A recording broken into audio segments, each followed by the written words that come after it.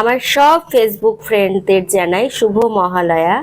আজ দুর্গা দুর্গা বলে বাড়ি থেকে বেরিয়েছিলাম দুর্গা ঠাকুর দেখব বলে, কিন্তু কপালে সেটা আর হয়নি। আমরা জানি যে মহালয়াতে উদ্বোধন হবে, মানে গেট খুলে দেবে, কিন্তু গিয়ে দেখি গেট তো খোলা নেই। কিন্তু দূর থেকে দেখলাম কি দারুণ প্যান্ডেলটা, সবাই দেখো, দারুণ দারুণ প্যান্ডেল। যেহেতু ভিতরে ঢুকতে দেয়নি, কি আর করার, আমরা কদবেল খেয়ে ফুচকা খেয়ে পার্কে চলে গেছিলাম।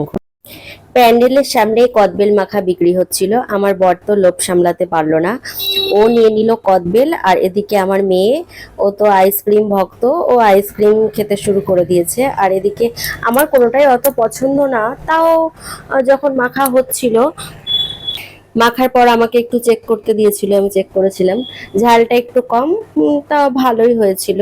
যাই হোক, ঘুরতে পেরেছি এটাই বড় কথা।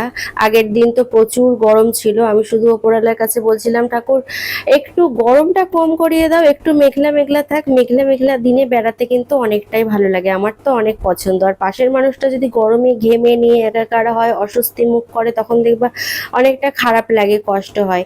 আর এই কদবেলওয়ালা মাখা দাদাটা খুব ভালো, উনি আমাদের সঙ্গে অনেক ভালো কথা বলছিল। উনি বলছিল এখানে অপরাজিতার বাড়ি, তারপরে সবুজ সাথীর বাড়ি, তোমরা ওখানে যেতে পারো, ওদের বাড়ি আমাদের বাড়ির পাশেই। সবুজ সাথীর সাথে যে মেয়েটা ভিডিও করে, ওটা আমার মেয়ে। বানাতে বানাতে আমার বরকে দিয়েছিল টেস্ট করতে।